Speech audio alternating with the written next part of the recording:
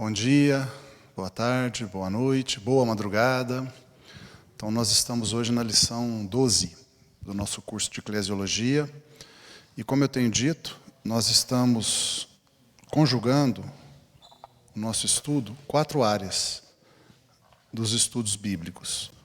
A doutrina da igreja, o que é a igreja, a natureza da igreja, função da igreja, missão da igreja. Isso é propriamente a eclesiologia, né? Doutrina da igreja é eclesiologia propriamente. Mas também nós estamos entrelaçando com as doutrinas próprias da igreja, do que é uma igreja, a história da igreja. Hoje, inclusive, eu trato o título como história, mas nós vamos falar de doutrina também, nós vamos falar de apologética e heresiologia. Apologética é a defesa da sã doutrina, e heresiologia é o estudo das seitas e heresias, né, dos erros. E também falaremos um pouco já estamos falando da escatologia da igreja, ou seja, da igreja no tempo do fim, porque nós estamos no tempo do fim. E como é a vida da igreja agora no tempo do fim. Então, nós estamos estudando o nosso curso de eclesiologia, entrelaçando esses 4 aspectos, né, da teologia. História da igreja, doutrina da igreja, apologética, heresiologia e escatologia da igreja. E hoje eu quero comentar a história da igreja e os aspectos pertinentes da reforma até os dias de hoje. Bom, a reforma foi aquele movimento que ocorreu dentro da Igreja Católica no ano de 1517, um movimento que foi encabeçado por Martinho Lutero, mas que não foi feito só por Martinho Lutero, nem no seu tempo, nem antes e nem depois. A reforma, apesar de ter esse ano como o ano em que considera-se que ela ocorreu, ela sempre houve dentro da Igreja Católica, anos e anos antes de Lutero, movimentos e esforços para corrigir os erros que a Igreja Católica foi incorporando ao longo dos séculos. Então, nós já estudamos aqui em vídeos passados de que a Igreja Católica ela foi um ramo da Igreja cristã formado aproximadamente a partir do ano 250 e formalizado de maneira mais definida a partir da conversão do imperador Constantino. Então, a Igreja Católica ela é um ramo das igrejas cristãs, mas existe um outro ramo de igrejas cristãs que eu tenho chamado aqui de igrejas fiéis, que também tem corrido ao longo da história, nesses 1.800 anos de igreja cristã, depois desse movimento em 250, 1.750 anos depois dessa desfraternização de igrejas, ocorrida aproximadamente no ano 250, tem havido um outro ramo de igrejas cristãs também. A gente pensa, às vezes, que a igreja evangélica, vamos dizer assim, ou igrejas mais bíblicas, começaram a aparecer aqui em 1517. Isso não é verdade. Não é verdade. Sempre existiram igrejas bíblicas, igrejas pautadas na palavra de Deus. Mesmo no tempo em que a Igreja Católica dominava a Europa e algumas outras partes do mundo, partes do Oriente Médio e partes da África, norte da África principalmente, mesmo no tempo que a Igreja Católica dominava ali grande parte do mundo civilizado, parecendo que só existia Igreja Católica no mundo e nada mais, isso não é verdade. Sempre existiram igrejas fiéis à palavra de Deus, fiéis à Bíblia. Sempre existiram. Para que pudesse valer a palavra do Senhor Jesus. Eu edificarei a minha igreja e as portas do inferno não prevalecerão contra ela.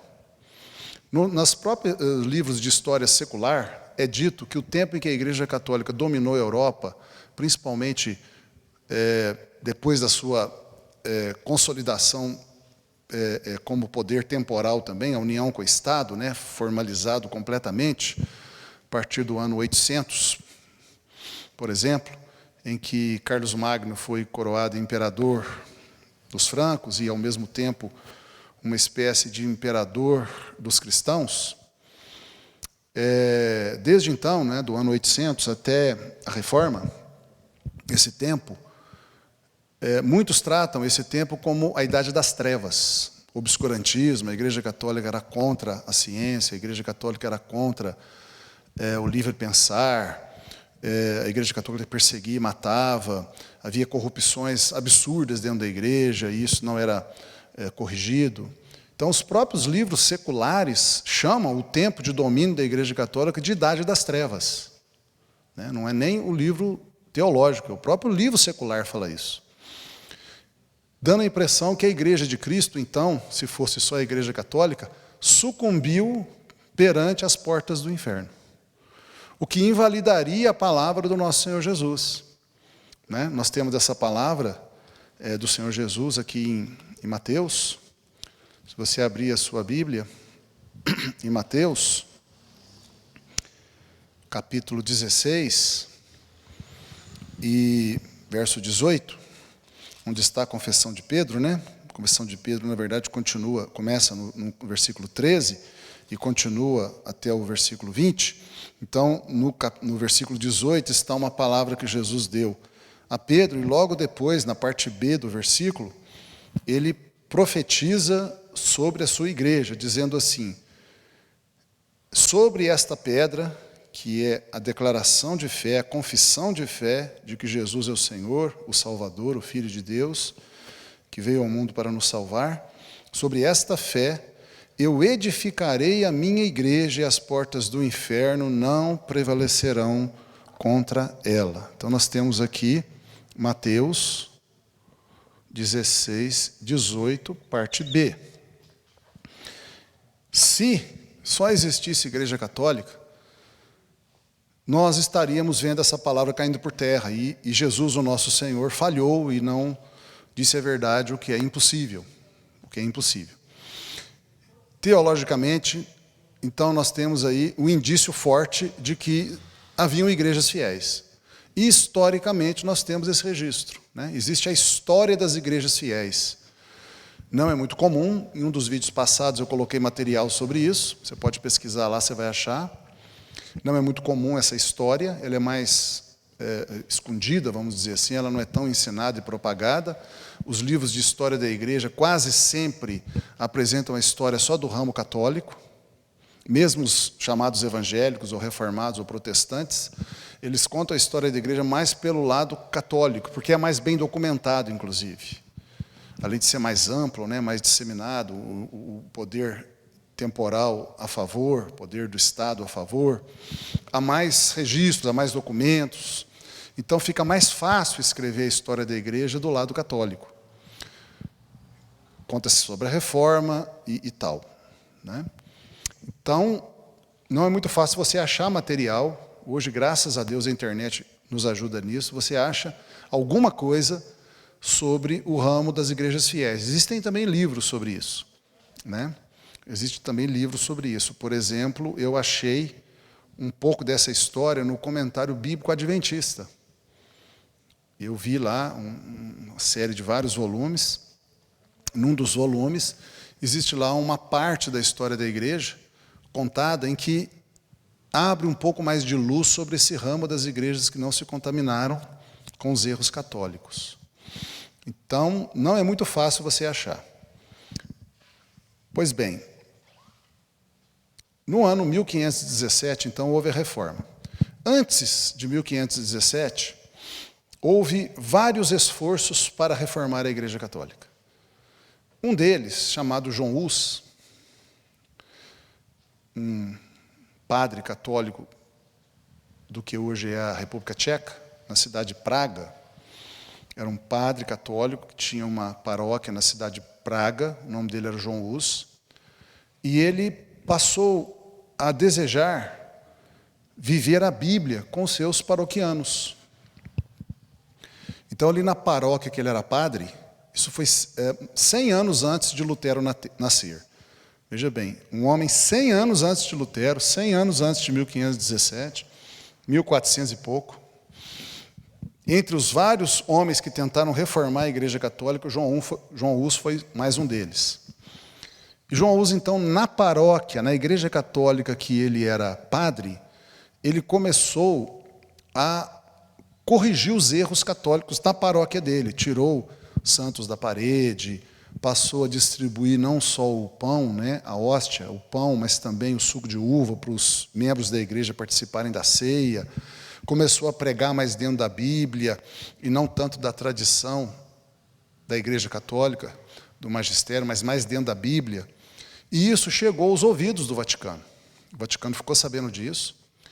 E é o final da história que o Vaticano o condenou à morte. Ele foi morto numa fogueira. Antes disso, ele foi humilhado perante a cidade toda. Eles amarraram ele e fizeram ele desfilar pela cidade amarrado. Isso, os bispos católicos fizeram isso. A mando do Vaticano, né, da hierarquia católica, esses próprios bispos católicos amarraram João Hus e o fizeram andar pela cidade, pelas ruas da cidade, amarrado. Puseram um chapéu em cima da cabeça dele, escrito burro. E as pessoas, né, não todas, mas algumas, vaiavam ele, jogavam objetos nele. Ele foi humilhado primeiro, depois ele foi levado numa praça da cidade, foi amarrado num poste e colocado lenha, e pegaram os livros que ele escrevia livros sobre a Bíblia, e usaram os próprios livros dele como combustível, como lenha também, e puseram fogo nele. E ele morreu queimado. A história conta que, antes de morrer queimado, ele sabia que seria condenado à fogueira, ele combinou com os irmãos da igreja que, se o fogo, a fogueira, fosse suportável a um cristão, ele faria um sinal do meio do fogo. E a história diz que, quando ele estava lá no meio do fogo, as cordas foram queimadas pelo fogo, dizem que do meio do fogo ele fez um sinal, dizendo: se você está em Cristo, até o fogo é suportável. E ele também, antes de ser morto, ele profetizou. Ele disse assim: vocês, bispos católicos, estão matando um cisne agora, porque us, em tcheco, significa cisne. Então vocês estão matando um cisne agora, ou seja, estão me matando. Mas daqui a 100 anos, nascerá um outro cisne que vocês não conseguirão calar. E cravados 100 anos exatos dessa profecia, nasceu Martinho Lutero. E Martinho Lutero também era um clérigo católico, ele era um monge agostiniano, né, um membro do clero católico, ele era católico. Ele entrou para o convento agostiniano porque ele estava um dia no campo. Ele era um alemão que vivia no interior da Alemanha, e ele estava lá na fazenda, nas propriedades da família, e começou a chover muito forte, com muito relâmpago, ele ficou com medo de morrer. E ele fez uma promessa à Nossa Senhora, ele era católico: se a Nossa Senhora não deixasse ele morrer, ele iria dedicar a vida dele ao Evangelho. Ele iria ir para um convento católico e se tornar um monge. E ele foi salvo, o raio não matou ele, e ele então atribuiu isso a uma bênção, vamos dizer assim, de Nossa Senhora, e ele foi para um convento agostiniano. Só que o convento agostiniano é um ramo, né, da Igreja Católica, a ordem dos agostinianos, né, a ordem monástica dos agostinianos, é uma ordem católica que estuda a Bíblia, mais do que o normal, vamos dizer assim, mais do que a média católica. E lá dentro desse convento, ele teve muitas crises pessoais. Ele se sentia muito pecador, ele se sentia aquém da vontade de Deus, ele tinha muitas crises de consciência, e várias vezes ele era encontrado no quarto dele, desmaiado no chão, todo ensanguentado, porque ele praticava o autoflagelo.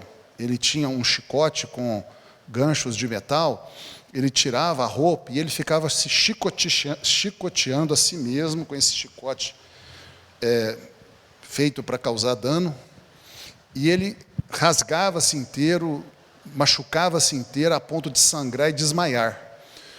Então ele várias vezes foi encontrado desmaiado no meio do seu próprio sangue no seu quarto, porque ele tentava se purificar dos seus pecados, judiando de si mesmo. Isso gerou uma grande crise nele. E ele teve a sorte, né, uma bênção, de ter um monge lá dentro, que era uma pessoa que recomendou a ele que ele estudasse o livro de Salmos e o livro de Romanos, para que ele pudesse encontrar a doutrina bíblica da justificação pela fé. Esse homem ficou com pena dele, viu como ele estava numa crise terrível, e esse homem católico, era até um superior dele, era um dos chefes ali do monastério, católico, ele recomendou a Lutero que estudasse a Bíblia. Veja você que ele não recomendou a Lutero que estudasse a teologia católica. Não. Podia ter recomendado, não, estude os escritos de Santo Agostinho, que é o patrono dos agostinianos. Por isso que chama a ordem agostiniana. Não. Estude as bulas papais. Não. Frequente mais a missa. Não. Faça novena para Nossa Senhora. Não. Faça uma promessa para o santo tal ou para a santa tal. Não. Esse homem, possivelmente guiado por Deus, muito provavelmente guiado por Deus, recomendou a Lutero que estudasse a Bíblia. E Lutero foi obediente e passou a estudar o livro de Salmos e o livro de Romanos.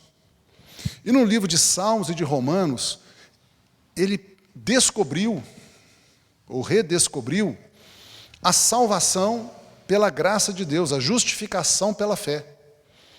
E isso inundou o coração dele, de paz, de alegria, ele parou de se machucar a si mesmo, ele se tornou uma pessoa alegre, feliz, radiante. Ele descobriu a alegria da salvação, de que Deus nos perdoa de todos os nossos pecados em Cristo, que nós não precisamos nos machucar, não precisamos fazer penitências, que o sacrifício de Jesus é suficiente para nos deixar completamente em paz com Deus, e ele começou a querer falar isso para todo mundo, como é normal. Toda pessoa que tem essa experiência é a conversão de Lutero, né? Podemos dizer que, na verdade, ali ele converteu-se.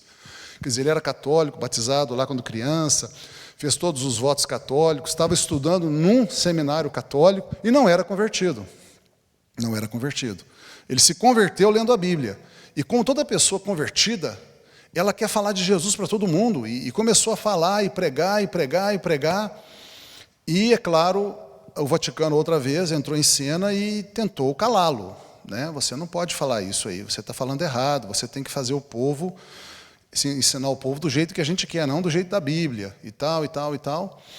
E, finalmente, ele tomou uma posição drástica no dia de outubro, 31 de outubro do ano 1517, ele foi lá de madrugada, na porta da igreja da cidade que ele morava, a cidade de Wittenberg. Na verdade, essa igreja pertencia à universidade que ele era professor. Lutero era doutor em teologia, professor de Bíblia, ele se tornou professor de Bíblia. E ele foi ele dava aulas na Universidade de Wittenberg, que, se eu não me engano, existe até hoje. E essa universidade tinha uma igreja nela, um templo, uma igreja. E ele foi na porta dessa igreja, a igreja de Wittenberg, a porta da igreja de Wittenberg, e pregou um texto, né, algumas folhas, pregou na porta da igreja para todo mundo ver o entendimento dele sobre a justificação pela fé, e ele fez algumas críticas também à Igreja Católica de outros erros bíblicos que a Igreja Católica tinha. São as famosas 95 teses de Lutero. Ele apontou 95 erros da Igreja Católica, porque o Vaticano estava perseguindo muito ele, mandando ele se calar. Ele falou, como é que eu vou calar? Como é que eu não vou ensinar para as pessoas a verdade de Deus que está na palavra de Deus?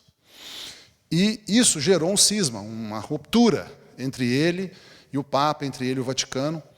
E o Vaticano, então, chamou ele, lá em Roma ele foi, para que ele pudesse explicar lá para os bispos, principais bispos da Igreja Católica, por que ele estava ensinando daquele jeito. Ele foi, falaram para ele não ir, falaram que era uma armadilha, que eles iam matá-lo lá, já tinha assassinos preparados para matá-lo lá em emboscada.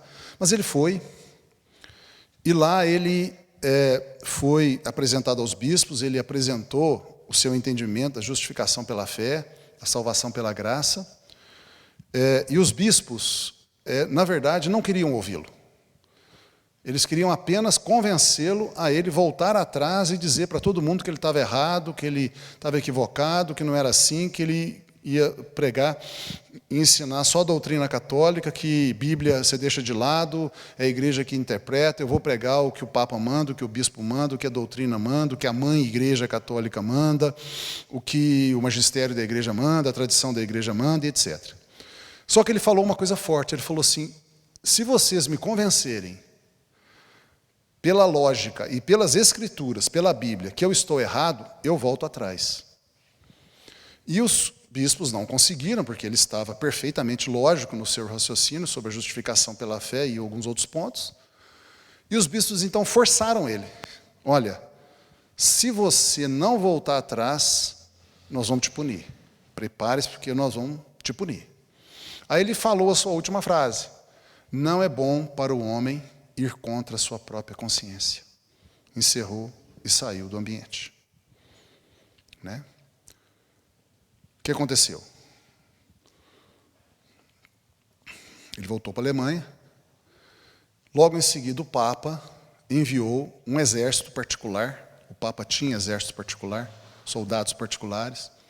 Enviou o exército particular para a Alemanha para matar Lutero. É assim que é. O príncipe da Alemanha, Ferdinando, príncipe da região da Alemanha chamado Saxônia, a Alemanha era dividida em vários reinos, Lutero ficava no reino alemão da Saxônia. E o príncipe desse reino, desse pequeno reino Saxônia, Ferdinando, ele conhecia a pregação de Lutero e concordava com Lutero, via que Lutero estava certo. O que aconteceu? O príncipe, sabendo que o Papa mandou um exército para matar Lutero, o príncipe mandou o seu exército barrar os exércitos do Papa. E os exércitos do príncipe Ferdinando foram lá na fronteira e seguraram o exército do Papa, dizendo, aqui você não entra, aqui vocês não entram. O exército do Papa não quis brigar com o exército da Saxônia e não entraram. E o que aconteceu? Enquanto isso, o príncipe Ferdinando chamou um servo dele de confiança, e disse o seguinte, sequestra Lutero e leva ele para um lugar e esconde ele, um lugar que nem eu mesmo saberei onde é. E esse servo fiel fez isso, ele foi lá e sequestrou Lutero, enquanto os exércitos do Papa estavam sendo barrados pelo exército da Saxônia.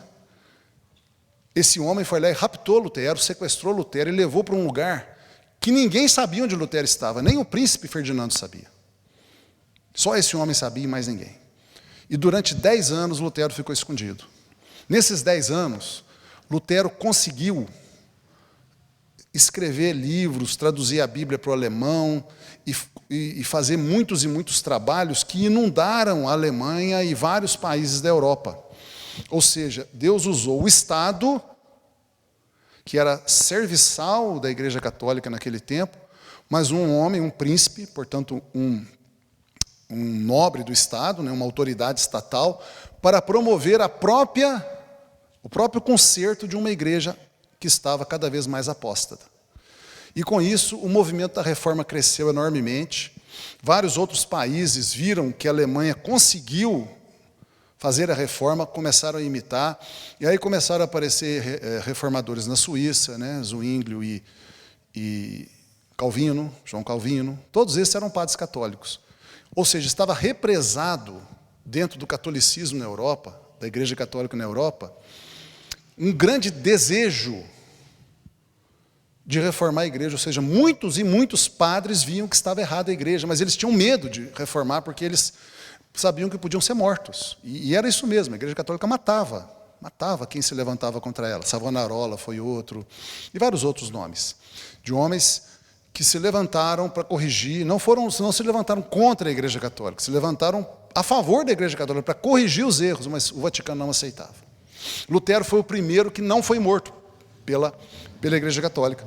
Exatamente igual a profecia de João Hus. Deus levantará um outro homem que vocês não calarão. Conseguiram calar João Hus, mas não conseguiram calar Lutero. Pois bem, aí a reforma se espalhou pela Europa inteira, em alguns países mais, outros países menos, mas foi como se um fogo alastrando para todo lado, e aí não parou mais esse movimento de reforma, cada vez mais pessoas se convertiam do catolicismo para uma fé mais bíblica, na forma luterana, na forma presbiteriana, na forma anglicana, e foi criando várias linhas de igreja reformada, né? A primeira é a luterana, por Lutero. Pouco tempo depois surgiu a presbiteriana, que veio mais por Calvino e John Knox, né? Lá na Escócia. Depois veio a igreja anglicana, lá na Inglaterra, e tentou-se fazer uma reforma na França. E na França, os cristãos católicos reformados, né, que abandonavam os erros católicos e passavam a seguir mais de perto a Bíblia, receberam o nome de huguenotes. Mas na França aconteceu uma coisa muito triste. Na França, um cardeal Richelieu, ele se ajuntou ao Estado francês e conseguiu contratar uma grande quantidade de assassinos de aluguel. Ele pagava esses assassinos de aluguel, contratou por dinheiro, um grande exército de assassinos de aluguel, homens maus que matam qualquer um por dinheiro, matadores de aluguel. Esse cardeal católico fez isso. E ele, então, organizou, numa só noite, a chamada Noite de São Bartolomeu, o assassinato de milhares de huguenotes. As cabeças, os líderes, os homens que estavam liderando a reforma na França e vários membros das igrejas huguenotes. Foi um derramamento de sangue, um banho de sangue terrível na França. A França tem essa nódoa na história dela.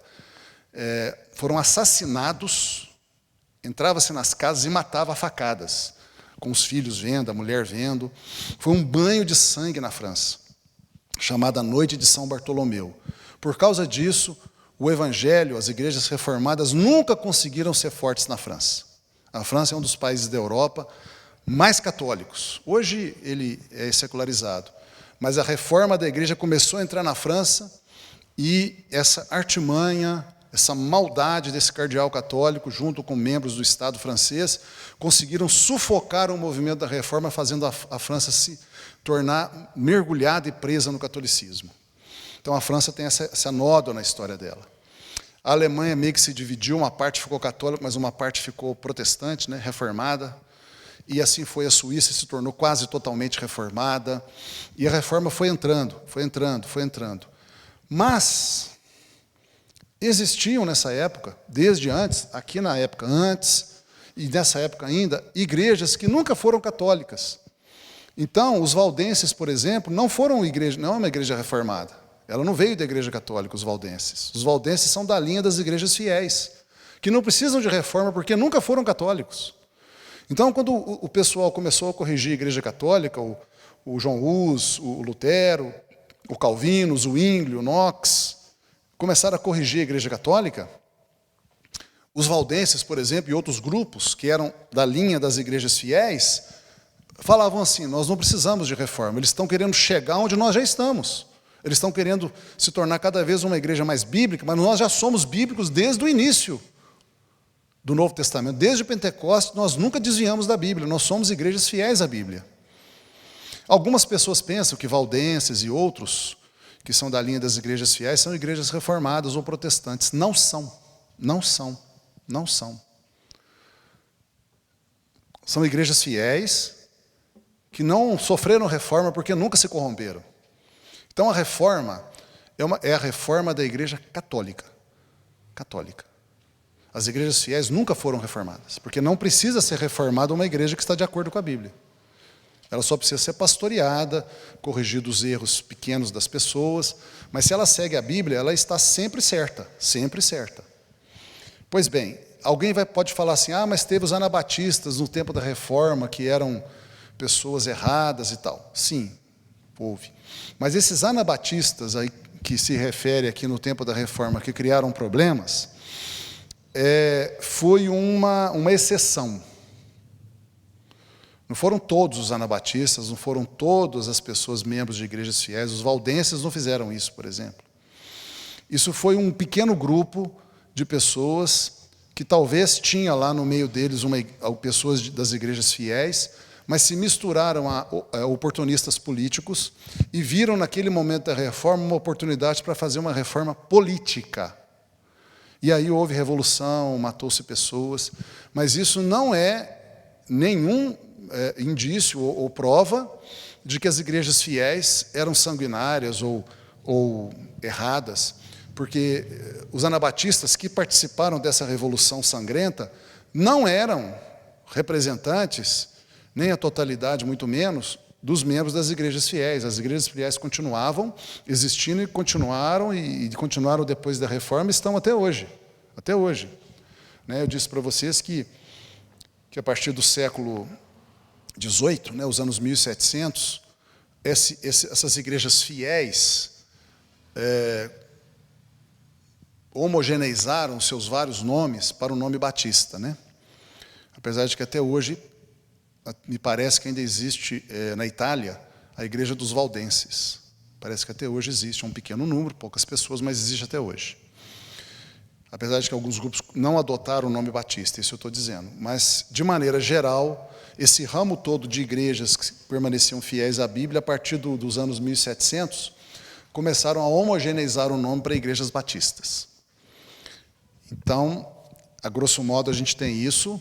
Mais ainda, as igrejas que foram reformadas, elas continuaram reformando, continuaram aperfeiçoando o seu sistema doutrinário.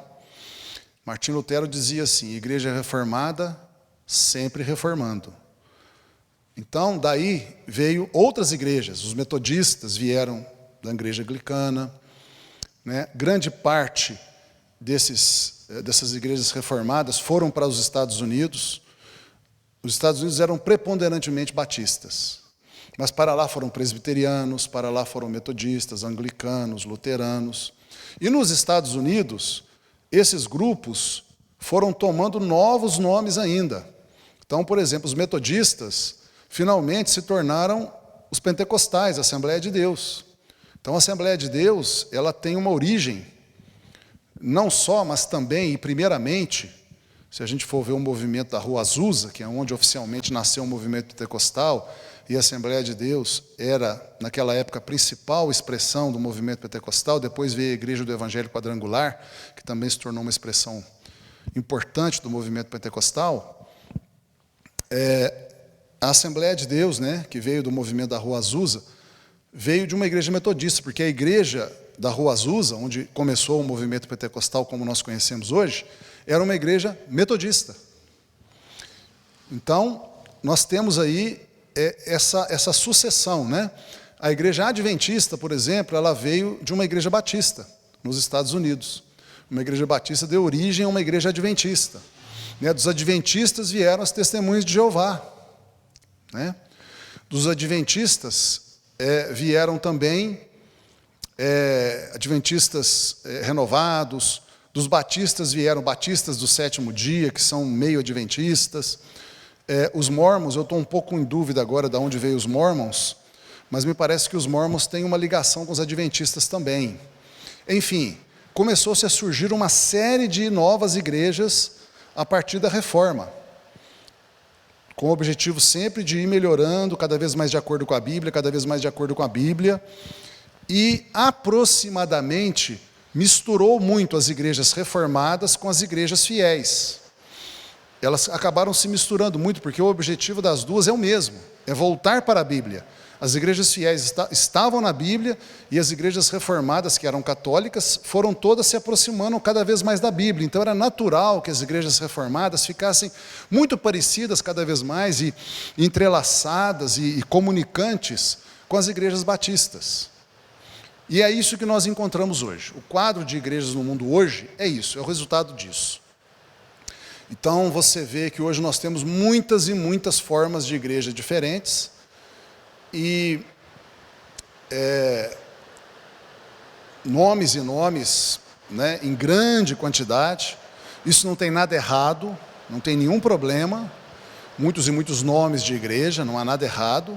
Essa ideia de que a igreja tem que ser uma só é uma ideia católica. Aliás, esse é o sentido do catolicismo, prender todo mundo numa igreja só. Não pode pensar diferente do Papa, do clero, da tradição da igreja, do magistério, dos teólogos oficiais. É preso, e isso não é bíblico. A Bíblia não diz que as igrejas têm que ser iguais. Você vê pelo contrário. A Bíblia deixa claro que as igrejas são diferentes.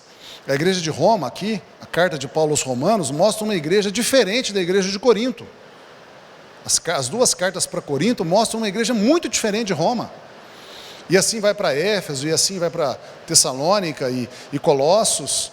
E a hora que você vai nas 7 cartas de Jesus no Apocalipse, Éfeso, Esmirna, Pérgamo, Tiatira, Sardes, Filadélfia e Laodiceia, são 7 igrejas completamente diferentes umas das outras, nomes diferentes inclusive, né? Uma é a igreja de Sardes, outra é a igreja de Filadélfia.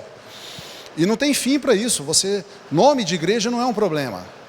E ter muitas igrejas também não é um problema. Na minha cidade tem uma igreja em cada esquina, não tem problema nenhum, podia ser uma igreja em cada casa, não tem nenhum problema, desde que as igrejas sejam todas bíblicas, desde que as igrejas sejam todas unidas na mesma fé, com nomes diferentes, pastores diferentes, doutrinas terciárias diferentes, algumas secundárias com variações, as primárias absolutamente iguais.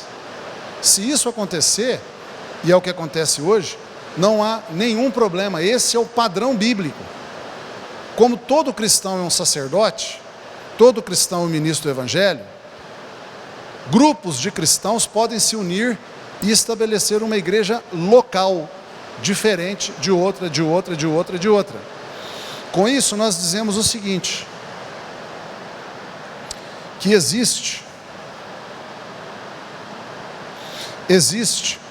a igreja de Cristo, a igreja de Cristo, na Bíblia chamada de corpo de Cristo. Se você for para Hebreus,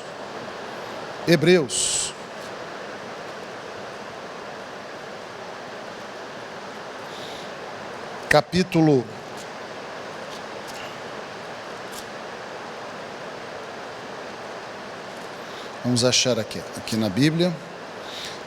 12, verso 22 e 23, Hebreus 12, 22 e 23, você vai ler assim: mas tendes chegado ao monte Sião, e à cidade do Deus vivo, a Jerusalém celestial, Nova Jerusalém, e a incontáveis hostes de anjos, e a universal assembleia, e igreja dos primogênitos, arrolados nos céus, e a Deus o juiz de todos, e aos espíritos dos justos aperfeiçoados. Então, esses versículos falam dessa igreja de Cristo, que se compõe de todos os cristãos, de todas as épocas e de todos os lugares que já existiram, existem e existirão. Então aqui em Hebreus, você tem aqui pelo menos 2 nomes: Universal Assembleia. Essa igreja de Cristo é chamada de Universal Assembleia, né? Assembleia pode ser falada igreja também, Universal Igreja, que não é a IURD, não é a IURD. A Universal Igreja é a igreja de todos os cristãos, de todos os lugares, de todos os tempos, com todos os nomes que as igrejas locais tinham, juntados num lugar só. O segundo nome, Igreja dos Primogênitos Arrolados nos Céus. Outro nome para essa igreja de Cristo universal. Outro nome que a gente já falou, eu estou repetindo, está, por exemplo, em Efésios, quando Paulo fala, por exemplo, que há um só corpo, né? Efésios 4:4, parte A, Paulo diz assim: há somente um corpo de Cristo. Então, é a igreja de Cristo, ou seja, um só, não são várias igrejas. A Igreja Batista Central de Lavras, primeira igreja presbiteriana, segunda igreja presbiteriana, primeira igreja batista de Lavras, Assembleia de Deus sede, são igrejas locais de Cristo. Mas o conjunto de todas estas, em Lavras, no Brasil, no mundo hoje, e em todas as épocas, dos verdadeiros cristãos que estão em todas as igrejas boas, eles formam essa única igreja. Por isso que Paulo fala, há um só corpo, há uma só igreja. Porém, essa igreja única, eu podia citar mais um texto, eu vou citar porque eu acho ele muito bonito, está aqui em João, quando Jesus fala sobre ele ser a videira e os ramos. João 15, versículo 1, 2, 3, 4, 5. Vou ler os 5, porque ele está mais direto. Então, João 15, 5. Jesus diz assim: eu sou a videira verdadeira e vós os ramos. A parte A do versículo também. Ou seja, Jesus é a videira e cada cristão é um ramo. Ou seja, é uma videira só, porque ele e todos nós cristãos nascemos dele, estamos ligados nele, que é o tronco. Essa é a igreja de Cristo, a igreja universal de Cristo, o corpo de Cristo, a universal assembleia, a igreja dos primogênitos arrolados nos céus. Mas essa única igreja, ela tem instâncias. O que é uma instância? É uma espécie de encarnação da única igreja, né? Encarnação não no sentido espírita, encarnação no sentido de definição. Então, a igreja de Cristo universal, ela só existe de fato e concretamente nas igrejas locais, até o dia em que a gente se reunir. No arrebatamento, todos os cristãos vão ser reunidos numa só igreja, a igreja de Cristo, lá nos céus, depois vai vir para a terra, onde Cristo Jesus será o sumo pastor, o bispo das nossas almas.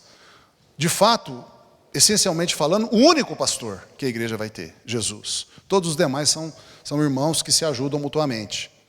Então, essa igreja de Cristo que vai existir no futuro, existe hoje espiritualmente, vai existir fisicamente depois da volta de Jesus, mas hoje ela só existe espiritualmente. E materialmente, fisicamente, só existe igrejas locais. Então tem a IBCL, que é uma instanciação da igreja de Cristo, né? Eu falei da primeira igreja presbiteriana, de Lavras, que é uma instanciação da igreja de Cristo. Eu falei da segunda igreja, da terceira igreja presbiteriana de Lavras, da primeira igreja batista de Lavras. Eu estou falando de Lavras, né? A gente poderia falar de outros lugares. Assembleia de Deus, sede, e assim por diante. Só em Lavras nós teríamos uma grande quantidade de igrejas. Nem todas as placas que estão aí, nem todas as igrejas, entre aspas, que estão aí, são igrejas verdadeiras. Eu estou aqui citando algumas que eu, Marcelo, considero verdadeiras. Todas essas aqui eu considero verdadeiras igrejas de Cristo, verdadeiras instanciações da única igreja de Cristo. Tem mais, não são só essas aqui não, tem outras. Mas nem todas que estão aqui em Lavras, chamada igreja, são igrejas verdadeiras. Tem igrejas falsas. Tem igrejas falsas. E isso a gente tem chamado muita atenção. Você deve tomar cuidado, porque existe falsificação de igreja, existe falsificação de evangelho, falsificação de pastor, falsificação de profeta, de mestre. Tem que tomar cuidado. Isso é muito importante entender. E são essas instanciações aqui que têm nomes diferentes. Podem ter, tem que ter, até por força jurídica, né? Você não pode ter dois nomes iguais de razão social, por exemplo. Em uma igreja legalizada, ela não pode ter o mesmo nome da outra. Então, os nomes vão ser diferentes por força legal, inclusive. E assim por diante. Ou seja, isso aqui é irrelevante. Esses nomes aqui têm pouca importância. Pouca importância. O que importa é que o conteúdo dela seja de acordo com a única igreja de Cristo. E isso é que nós estamos aqui enfatizando a exaustão. O conteúdo tem que ser a Bíblia. Se não for a Bíblia, não tem como ser verdadeira essa igreja. Não tem como.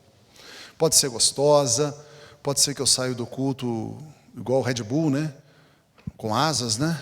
Ah, que delícia que foi. Mas foi um Red Bull que você tomou. Só isso. Muito parecido com usar drogas, com usar álcool. Muito parecido. E não quer dizer que só porque a gente ficou emocionado, super emocionado, chorou muito no culto, e foi tremenda, a palavra mexeu muito comigo, eu saí assim, muito impactado. Não é exatamente isso que diz que a igreja é boa. Ou misticismos, né? Ah, aqui tem, o anjo Miguel está aqui incorporado no irmão aqui, ó, está com a espada em punho aqui para expulsar todos os demônios aqui. Ele vai guerrear contra os feitiços da sua casa, da sua família, da sua vida. Misticismo. Ou então o pregador chama à frente a igreja toda, a igreja vai chorando, e o pregador diz assim: hoje o Senhor te diz, varão, hoje Deus vai fazer na sua vida tudo que Ele não fez o ano inteiro. Mentira, mentira, é falso profeta, misticismo. Ou então alguém que chama você à frente, ou não precisa nem ir à frente, você fica no seu lugar mesmo sentado, e ele vai e o homem ou a mulher que estão lá em cima fala assim: e agora eu vou fazer uma oração forte. Ó Deus, faz esse irmão aí passar no vestibular do curso de medicina.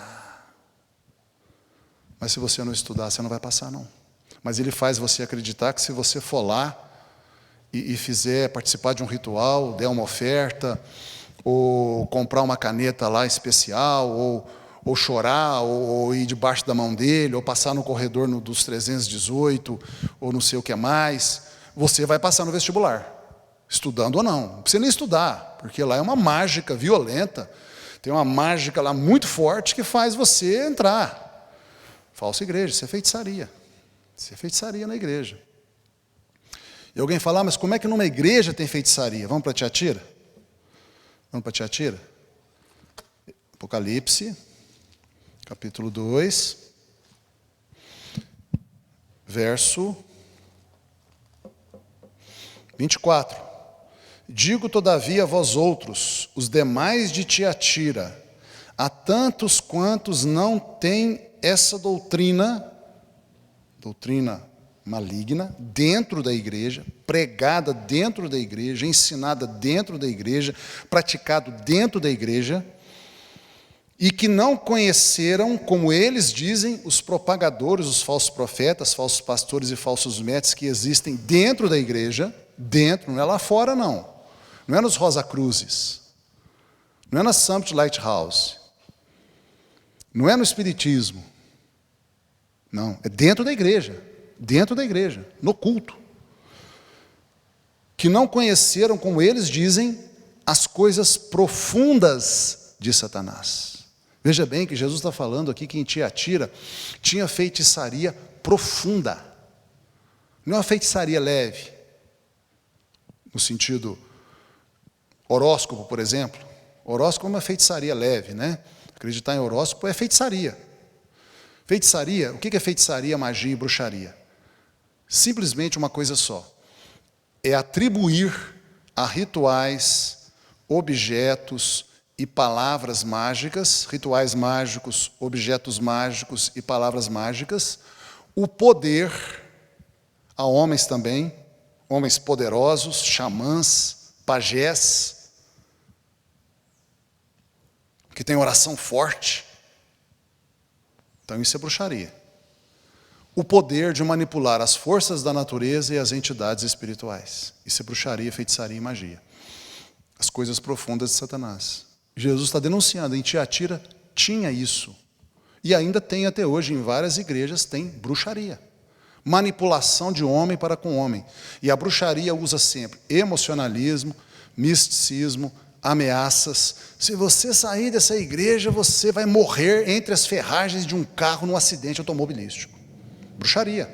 Ele está prendendo você pela ameaça de morte, que é o que o diabo faz. O diabo faz isso. A Bíblia diz que o diabo prende as pessoas pelo medo da morte. Se você sair da igreja, você vai entrar em falência. Se você sair da igreja, a sua esposa vai te largar, seu filho vai para as drogas. Feitiçaria. Feitiçaria. Está prendendo as pessoas pelo medo da desgraça da morte. Então nós temos que tomar cuidado. Então nós temos que saber verificar quais igrejas locais cumprem os pré-requisitos da única igreja de Cristo, que é unicamente um. Essa redundância aqui é de propósito, né? Unicamente a Bíblia como regra e princípio e regra de fé e prática da igreja. Então, a gente julga uma igreja se ela é boa, não é se eu sair leve do culto, é se foi pregado dentro da Bíblia e aquela palavra entrou na minha mente e eu estou disposto a praticá-lo. É se eu aprendi, é se eu cresci. Evidentemente, eu não estou contra ter emoções. Por exemplo, não, emoção é importante, é necessário, mas na medida certa. A gente sabe, né, que a diferença entre o remédio e o veneno é a dosagem. Então, um grau de emoção é importante, é necessário e é bom. Mas uma emoção sadia, que não conflita com a Bíblia, que não é manipulação do homem pelo homem, que não é uma maneira de você viciar alguém e, portanto, dominá-lo, como o traficante faz com o usuário, né?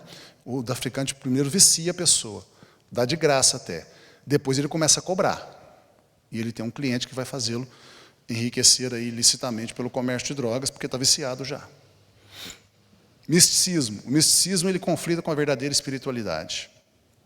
Dons do Espírito Santo são reais e verdadeiros para hoje.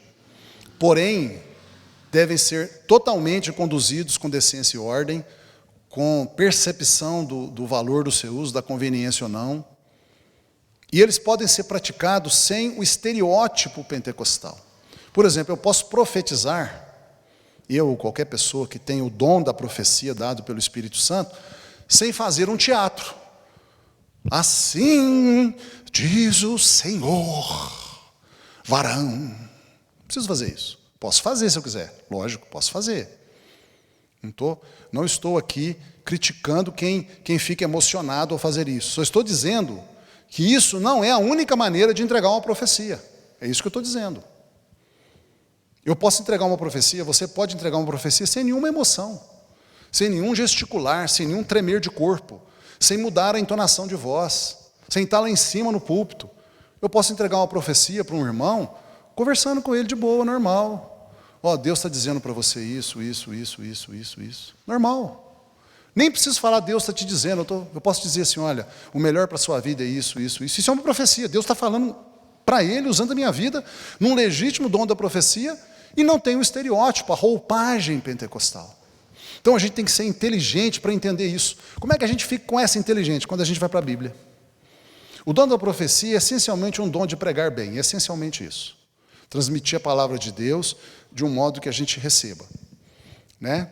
Tem o dom da palavra da sabedoria, que é a capacidade que uma pessoa tem de aconselhar o outro. Isso pode ser feito sentado em 2 cadeiras, normal, num banco de ônibus, tomando um café junto. Não precisa ser na igreja, nem precisa ser num clima espiritual, que todo mundo está chorando, que tem anjo voando. Não precisa ser assim. Não precisa ser isso. Isso é exceção, a regra não é essa. Anjos não ficam voando toda hora em volta da gente. Não é assim que funciona. Mortos não ficam ressuscitando toda hora. Não é assim que funciona. A realidade, a vida normal, 99,99% do tempo, a vida é normal. E é nessa normalidade que os dons do Espírito Santo fluem. Palavra do conhecimento pode ser exercida sem nenhum tipo de estereótipo. No relacionamento normal, uma pessoa simples pode subir no púlpito, um irmãozinho simples pode subir no púlpito e dar uma palavra de conhecimento, e as pessoas nem percebem que foi uma palavra de conhecimento que operou ali, mas edificou a vida delas, revelou alguma coisa que foi útil para ela. Então nós temos que tomar cuidado com isso. Essas coisas que são coisas que estão hoje estragando muito o Evangelho, que são falsificações, equívocos, meninices, disso. Né? A gente tem, por exemplo, um problema sério. São pessoas que posicionam-se como pessoas espirituais e fazem ações ali na igreja, principalmente no momento do culto, em que há uma impressão, e às vezes até verdadeiramente mesmo, um mover do Espírito Santo, mas tem deficiência de caráter. São fofoqueiros, compram e não pagam, durante o culto ficam, em outros momentos, com posturas inadequadas, e assim vai. Quer dizer, a gente tem que perceber todas essas coisas. Nós temos que filtrar muito. Não é que a gente não vai ouvir a pessoa, mas a gente tem que ver como que a maturidade plena da pessoa está operando para que você possa receber dela a totalidade das suas posições. O ideal é que você e eu, todos nós, estejamos nos relacionando uns com os outros, com bastante misericórdia, compreensão, mas também com sinceridade de coração e até correção mútua, Mas todos nós tenhamos uma vida pessoal devocional. Todos nós tenhamos uma vida pessoal de oração e de estudo da Bíblia. Eu, quando eu me converti, eu fiz parte, muitos anos, de uma igreja que inicialmente eu achava que ela era, vamos dizer, muito fria, bitolada, etc. Achava que os pastores eram muito bitolados, né, eram muito preconceituosos, e coisas assim, frios e coisas assim. Mas eu entendi logo que eu não deveria ficar esperando que os outros gerassem vida espiritual em mim. Então eu ia para o culto, muitas vezes no início da minha caminhada cristã, me sentindo vazio espiritualmente, e eu queria que o pregador da noite me fizesse sair dali cheio do Espírito Santo. Logo eu entendi que não é a obrigação, nem o dever, nem a função de pregador nenhum, de pastor nenhum, de líder de igreja nenhum, de culto nenhum, encher alguém do Espírito Santo. O que enche alguém do Espírito Santo é a própria pessoa, a torneirinha que abre o reservatório de Espírito Santo que está disponível para todo cristão verdadeiro. Quem controla é cada um de nós e somente nós. Ninguém mais. Nem Deus põe a mão nessa torneira. Ela é somente a gente. O diabo não põe, Deus não põe, o irmão não põe, o pastor não põe, o líder de louvor não põe, quem recebe você na porta da igreja não põe, o líder de crianças não põe, o seu irmão sentado do lado não põe. É você que está com a mão nela. Então você pode, num culto em que é uma pregação expositiva da Bíblia, um estudo bíblico, em que o pregador ele vai versículo por versículo estudando a Bíblia de maneira muito monótona, muito intelectualizada, muito fria, vamos dizer assim. Você pode ficar cheio do Espírito Santo nesse momento, porque a torneira é você que controla. É você que controla e só você e ninguém mais. O que eu fiz? Graças a Deus, eu comecei a ter uma vida pessoal com Deus. Eu comecei a estudar a Bíblia por mim mesmo. Eu comecei a levantar nas madrugadas para orar. Orava durante o dia, jejuava e orava, evangelizava as pessoas, procurava falar de Jesus para todo mundo. Eu comecei a praticar a Bíblia. Eu vi que a questão sou eu. Eu não posso pôr culpa no pastor, no pregador, na igreja. A igreja não tem o Espírito Santo. O pastor não tem o Espírito Santo. Isso é uma meninice. Isso é uma tolice. Em lugar nenhum da Bíblia diz que você é cheia do Espírito Santo pelo outro. Ninguém tem o dever ou a responsabilidade ou o poder de encher você do Espírito Santo. Pode encher você de emoção, mas emoção não é o Espírito Santo. Quem se enche do Espírito Santo é você mesma e você mesmo.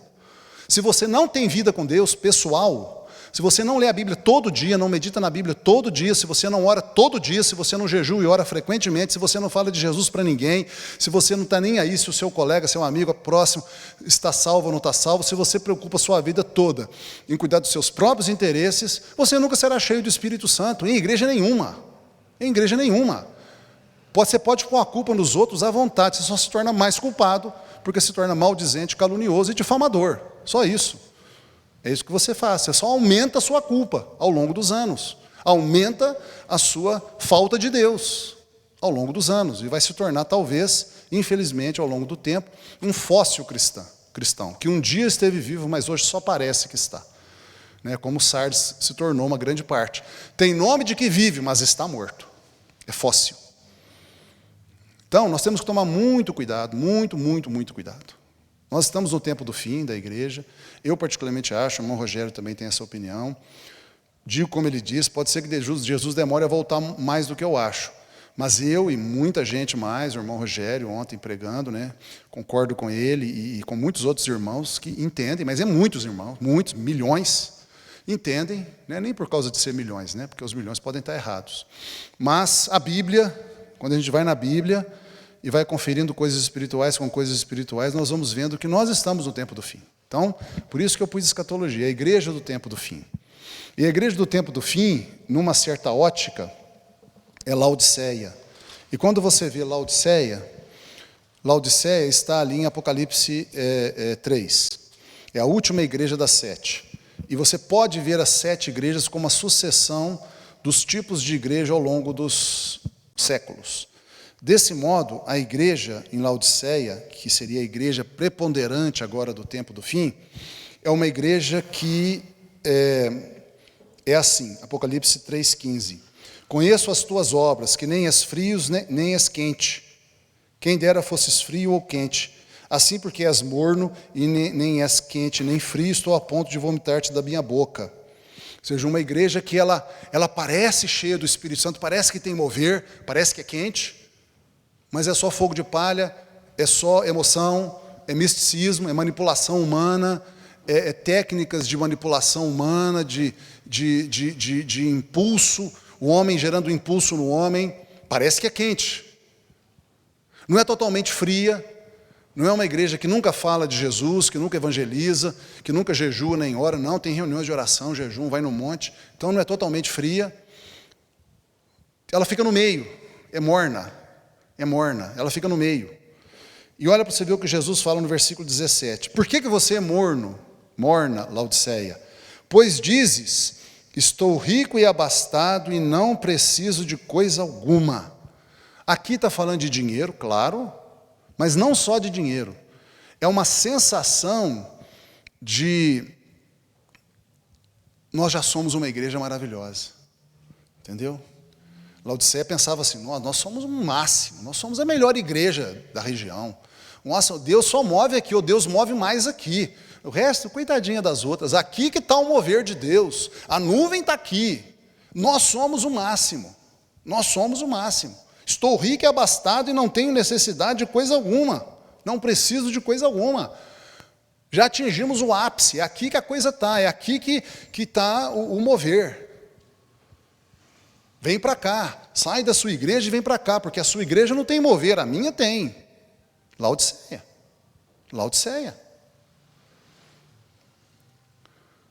A mão de Deus está aqui, quer dizer, não está nas outras igrejas não, a mão de Deus está aqui, só aqui. A sua igreja, ninguém ressuscita dos mortos, não tem cura de câncer.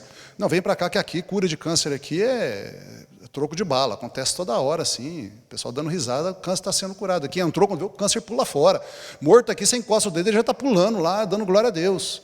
A mão de Deus está aqui, não está nas outras não, só está aqui. Sai da sua igreja e vem para cá, porque a sua igreja é fraca. Aqui nós expulsamos todos os demônios, nós somos os superpoderosos. Aqui demônio não tem vez, a gente expulsa tudo.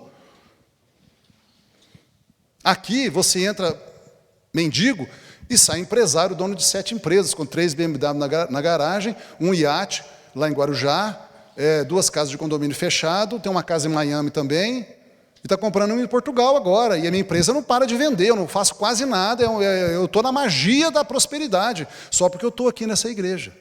Essa igreja tem o poder de me fazer ficar rico, podre de rico. Laodiceia. Estou rico e abastado, não preciso de coisa alguma. A igreja basta a si mesma. E Jesus fala, e nem sabes que tu és infeliz, sim, miserável, pobre, cego e nu. Aconselho-te que de mim compres ouro refinado pelo fogo, para te enriqueceres, verdadeira riqueza, ouro refinado pelo fogo. Palavra de Deus, caráter de Cristo. Tem que conhecer Jesus, tem que conhecer a Bíblia. Isso é verdadeira riqueza. Vestiduras brancas para te vestires, verdadeira santidade, de acordo com a Bíblia. Não é inventar um mandamento da minha própria cabeça e achar que, não, se você levantar muito dinheiro na sua célula, então você vai ser abençoado. Tem esse mandamento na Bíblia? Não, mas é invenção da cabeça do homem, é uma santidade que o homem inventa. Quando, na verdade, as vestiduras brancas, que são a santidade verdadeira, ela vem da obediência ao que está na Bíblia. Faça célula, sim, mas não para levantar dinheiro, para uma matriz, ou para um bispo, ou para um apóstolo, ou para um poder extralocal que está sugando dinheiro. Não para isso. Você vai fazer célula para ganhar pessoas para Jesus, que é o que a Bíblia manda. A fim de que não sejas manifesta a vergonha da tua nudez, e compres colírio para ungires os teus olhos, a fim de que vejas.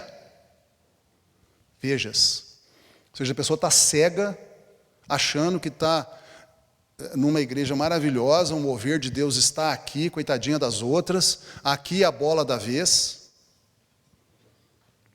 É aqui que Deus está, sai da sua igreja e vem para cá, porque é aqui que está o mover. Laodiceia. Laodiceia. Laodiceia.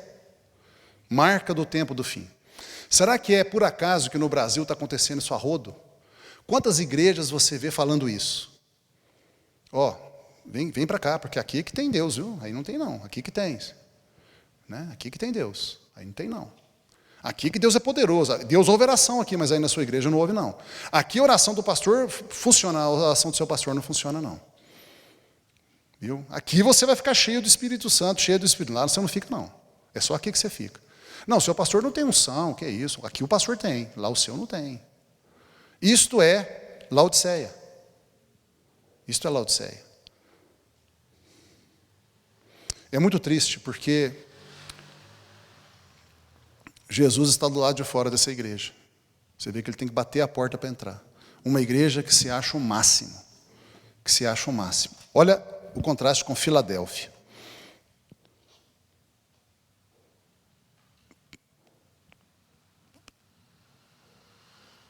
Conheço as tuas obras.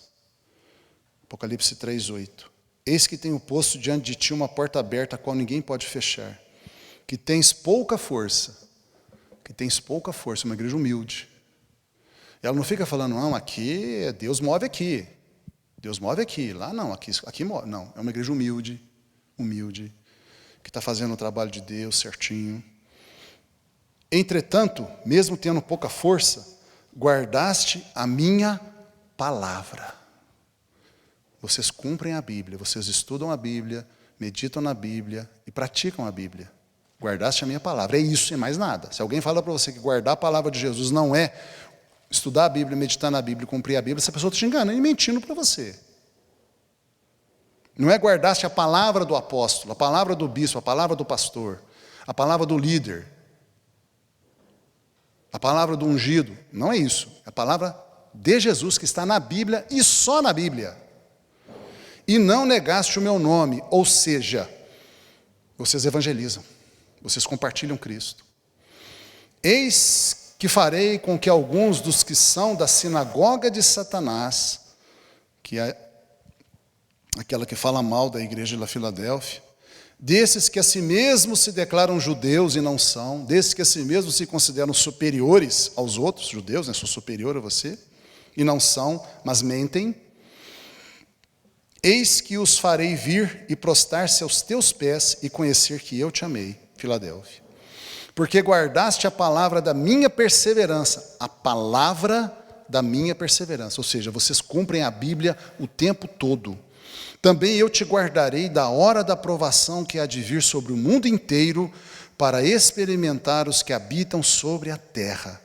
Isso é o arrebatamento. Jesus está falando, vocês que são fiéis, Filadélfia, pequena, humilde, aparentemente fraca, que não é orgulhosa, soberba, não fica se jactanciando, dizendo que é melhor que os outros, chamando as pessoas das outras igrejas para vir ficar com você, dizendo que a outra igreja é fraca, não presta, etc. e tal, não tem unção do Espírito Santo, vem ficar com você, que vocês aqui são os reis da unção, aqui que a coisa funciona, a mão de Deus está aqui, é aqui que Deus opera. Vocês que não são assim, vocês que obedecem à Bíblia na sua humildade, no seu dia a dia, na sua perseverança, vocês que não negam o meu nome, que não têm vergonha do meu nome, que falam de Jesus, que evangelizam, que ajudam os convertidos, que levam as pessoas ao batismo, que ajudam eles a consolidar na fé, que discipula, que ensina o certo. Vocês, eu vou guardar vocês do sofrimento que está para vir ao mundo. Eu vou tirar vocês da terra antes, esse é o arrebatamento. Venho sem demora, conserva o que tens, para que ninguém tome a tua coroa. Fica firme na fé. Nós vamos orar agora e o nosso estudo vai terminar aqui hoje. Na próxima lição nós vamos continuar esse assunto. Esse assunto muito importante porque isso aqui fala do que definiu a gente hoje. É muito importante entender isso. Pai nosso, Pai Santo, eu oro junto com meu irmão, minha irmã que está aí ouvindo, participando. E nós pedimos juntos em concordância que o Senhor nos faça viver a realidade de uma igreja de Filadélfia, longe de nós, Laodiceia. Nós queremos ser Filadélfia. Assim nós pedimos com todo o empenho de coração, Espírito Santo, não nos deixe sair fora desse caminho. Se alguém tem que sair fora desse caminho santo, que não seja nós. Que não seja nós. Nós queremos ficar no caminho da Filadélfia. Queremos ser Filadélfia. Oramos assim em nome de Jesus. Amém. Um forte abraço, Deus te abençoe e te guarde. Até o próximo.